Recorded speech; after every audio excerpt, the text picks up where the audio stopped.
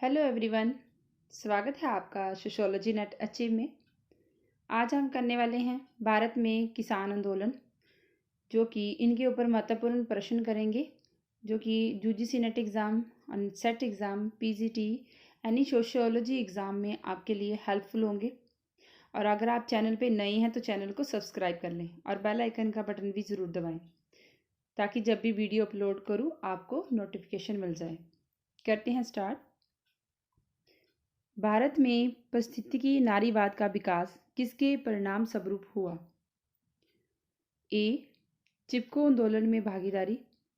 B. Dandi मार्च में महिलाओं की भागीदारी। सी. स्वतंत्रता संग्राम में महिलाओं की भागीदारी। डी. लोकपाल आंदोलन में महिलाओं की भागीदारी। जो भारत में पारिस्थितिकी नारीवाद का विकास हुआ वो किसके परिणाम स्वरूप हुआ? चिपको आंदोलन में। चिपको आंदोलन में स्त्रियों ने भी भाग लिया था। इसमें पेड़ों की सुरक्षा करने के लिए वो पेड़ों से चिपक जाते थे। पुरुष भी और स्त्रियां भी, इसमें स्त्रियों ने भी अपना महत्वपूर्ण रोल निभाया। इस आंदोलन की शुरुआत उत्तराखंड से हुई 1974 में, जिसकी शुरुआत की है मुख्य चंडी प्रसाद और गौरा देवी। इन्होंने महत्वपूर्ण भूमिका निभाई इस आंदोलन को शुरुआत करने में, और इससे आगे चलकर पूरे भारत में इसको नेतृत्व किया प्रसिद्ध सुंदरलाल बहुगुणा ने।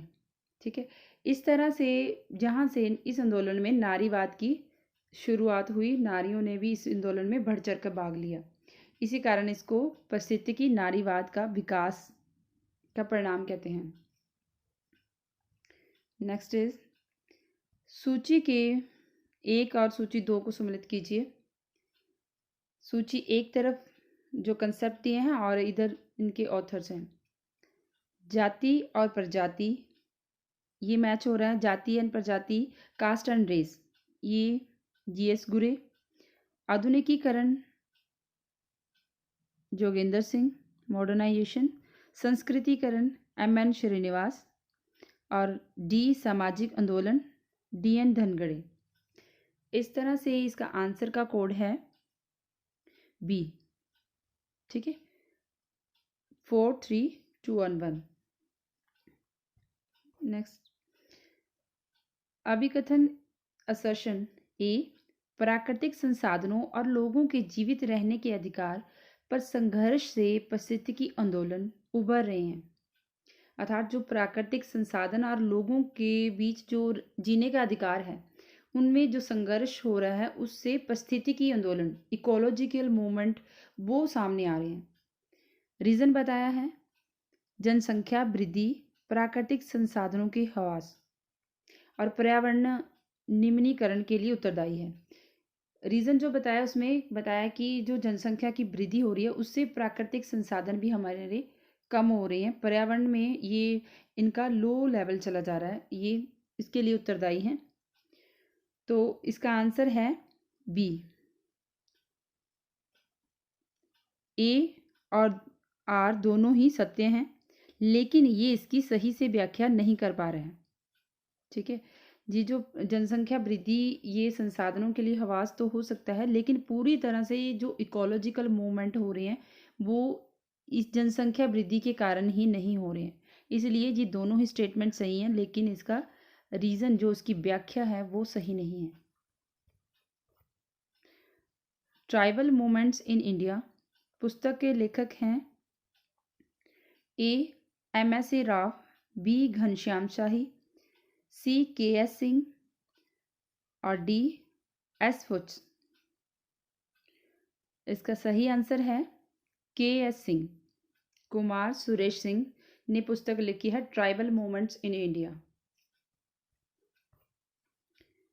ग्रामीण भारत में किस एक सामाजिक आंदोलन को पुराने सामाजिक आंदोलनों का उदाहरण कहा जा सकता है? जो भारत में प्राचीन ग्रामीण में जो सामाजिक आंदोलन हुए हैं, तो वो सबसे पुराना आंदोलन कौन सा है? ए. पर्यावरणीय आंदोलन, बी. किसान आंदोलन, सी. जातीय आंदोलन, डी. क्षेत्रीय स्वायत्तता आंदोलन। इसका सही आंसर है किसान आंदोलन। जो किसान आंदोलन है ये ग्रामीण भारत में पाया जाने वाला पुराना सामाजिक आंदोलन है। इसमें स्वतंत्रता से पहले जो किसान अपनी मांगे रखते थे, वो जो आंदोलन करते थे वो गांधी के प्रभाव के कारण उसमें हिंसा और बर्बादी नहीं होती थी। लेकिन जो स्वतंत्रता के बाद जो आंदोलन हुए वो हिंसा से प्रेरित हैं और हिंसा और राजनीति से दोनों से ही प्रेरित हैं। तेभागा और तेलंगाना आंदोलन किस राज्य में हुए?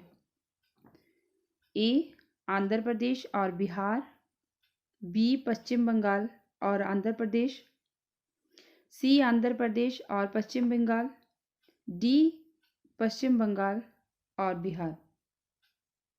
इसका सही आंसर है पश्चिम बंगाल और Andhra Pradesh. Answer is B. जो तेभागा आंदोलन है वो 1946 में शुरू हुआ। इस आंदोलन में जो फसल का 2/3 भाग बटाईदारों को दिया जाना था और बटाईदार किसानों को दिलाने के लिए ये आंदोलन हुआ। फ्लाइट कमीशन था, उसने सिफारिश की थी कि बटाईदारों को 2/3 भाग दिया जाए और इस कारण ये आंदोलन हुआ और बंगाल और सुंदरवन के क्षेत्रों में ये आंदोलन फैला। जो तेलंगाना आंदोलन है वो आंध्र प्रदेश में हुआ।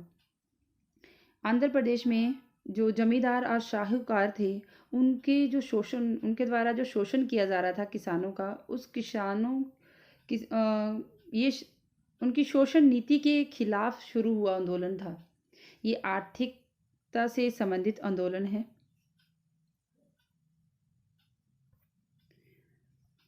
निम्नलिखित में से कौन भारत में किसान आंदोलनों की मांग नहीं है? जो किसानों ने मांग नहीं की है अपने आंदोलनों में, वो बताना हमने। ए कृषि उपज का उचित मूल्य, बी उर्वरक सब्सिडी, सी भूमि का वितरण, डी बिजली सब्सिडी। इसका सही आंसर है भूमि का वितरण। कृषि उपज का जो उचित मूल्य होता है ये किसान अपने आंदोलनों में मांगते रहे हैं। सब्सिडी भी, जो फर्टिलाइजर्स उसमें सब्सिडी मांगते रहे हैं। सब्सिडी उनको दी जाए ताकि वो अपने खेतों में पैदावार करने के लिए उर्वरक को खरीद सकें। और बिजली में जो सिंचाई करने के लिए जो खेतों में पानी लगाया जाता है, सिंचाई करते हैं, उसमें जो बिजली का बिल बहुत ज़्यादा आता है उसको कम करने के लिए उसमें भी सब्सिडी मांगते रहे हैं। लेकिन भूमि का वितरण, जहाँ उनको भूमि दी जाए, ये उन किसान आंदोलनों की मांग नहीं थी। ए आर देसाई ने भारतीय राष्ट्रवाद के उदय के कई कारकों की ओर इशारा किया है और वो कारक हमने पहचानने हैं। एक, अंग्रेजों द्वारा कृषि और औद्योगिक नीतियाँ, संचार के साधन, राष्ट्रीय सुधार आंदोलन, प्रिंट मीडिया, आधुनिक धर्मनिरपेक्ष शिक्षा, इलेक्ट्रॉनिक मीडिया। ये सारे ही राष्ट्रवाद के उदय के कारण हैं। लेकिन उस समय इलेक्ट्रॉनिक मीडिया ये नहीं थी।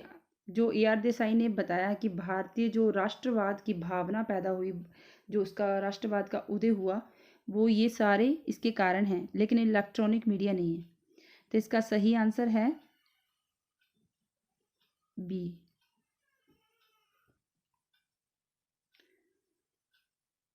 क्वेश्चन नंबर 29, सूची 1 और 2 को मिलाना है। चिपको मूवमेंट, ये सुंदरलाल बहुगुणा। चिपको मूवमेंट सुंदरलाल बहुगुणा। नक्सलवाड़ी मूवमेंट, चिपको मूवमेंट जो है वो सुंदरलाल बहुगुणा ने, अभी हमने पीछे पढ़ा, सुंदरलाल बहुगुणा ने पूरे भारत में इसका नेतृत्व किया। लेकिन इस आंदोलन की शुरुआत उत्तराखंड से हुई थी, जो कि चंडी प्रसाद और गोरा देवी ने इसकी आंदोलन की शुरुआत की। इसमें पेड़ों को बचाने के लिए लोग पेड़ों से चिपक जा रहे थे। नक्सलवाड़ी मूवमेंट ये 1967 में दार्जिलिंग जिले में पश्चिम बंगाल, ये एक सशस्त्र किसान विद्रोह था। नक्सलवाड़ी मूवमेंट सशस्त्र किसान विद्रोह था। और ये हैं चारू मजूमदार, इसके जिन्होंने नेतृत्व किया, चारू मजूमदार। नर्मदा बचाओ आंदोलन, मेधा पाटेकर। गंगा बचाओ आंदोलन, GD अग्रवाल। इसका सही आंसर है बी।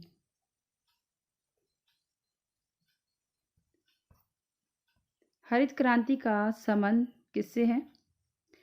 ए कृषि विकास से, बी औद्योगिक विकास से, सी दूध उत्पादन, डी उपरोक्त सभी। इसका सही आंसर है ए कृषि विकास से। 18वीं और 19वीं शताब्दी में ब्रिटिश शासन के शुरुआती दिनों में हुए जनजातीय विद्रोहों का सही क्रम बताना है।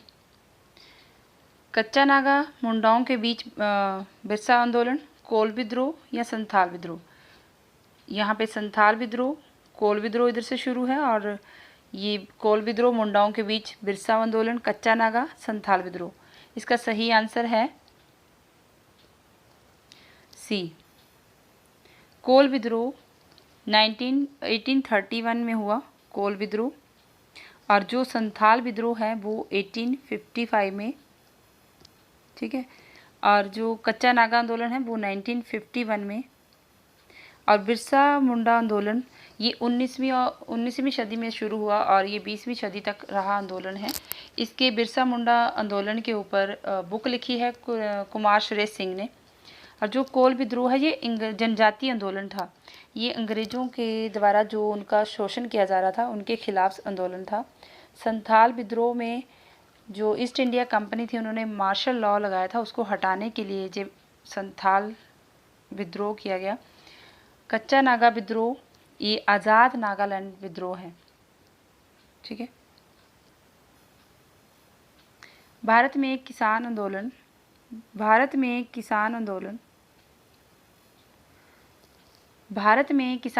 विफल होने के कारण ए ट्रेड यूनियन मौजूद नहीं थे, बी ट्रेड यूनियनों की दिलचस्पी नहीं थी, सी कोई भूमि सुधार नहीं किया गया, या फिर आंशिक भूमि सुधार किए गए। इसका सही आंसर है डी, आंशिक भूमि सुधार किए गए। उसमें किसान आंदोलन विफल इसलिए हो गए क्योंकि इसमें भूमि सुधार तो किए जाते रहे लेकिन पार्शियल ही किए जाते रहे, जिस कारण ये आंदोलन विफल होने लगे। हिंदू धर्म से अन्य धर्मों में परिवर्तित लोगों को हिंदू धर्म में वापस लाने के लिए शुद्धि आंदोलन किसके द्वारा शुरू किया गया था? ए आर्य समाज, बी ब्रह्म समाज, सी रामकृष्ण मिशन, डी प्रार्थना सभा। जो हिंदू धर्म है उस अन्य धर्मों से परिवर्तित लोगों को हिंदू धर्म में वापस लाने के लिए जो शुद्धि आंदोलन का आह्वान किया था आर्य समाज के संस्थापक दयानंद सरस्वती ने कि वेदों की ओर लौटो। निम्नलिखित में से कौन सा भारत में ट्रेड यूनियन आंदोलन के अग्रदूत थे? ए Mahatma Gandhi, B Karl Marx, सी बीपी बाडिया, डी एस.ए. डोंगे। इसका आंसर है डी एस.ए. डोंगे।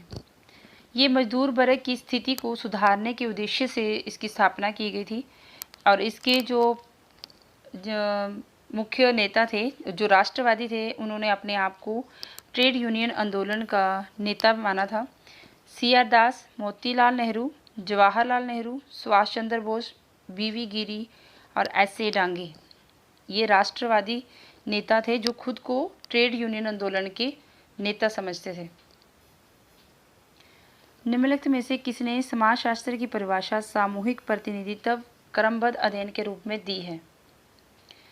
ए Karl Marx, second Emmanuel Durkheim, 3 Auguste Comte, 4 Max Weber. इसका सही आंसर है इमानुएल दुर्खिम। सो फ्रेंड्स, अगर आपको ये वीडियो पसंद आए आप इसे लाइक और शेयर ज़रूर करें और do subscribe my channel. Thanks.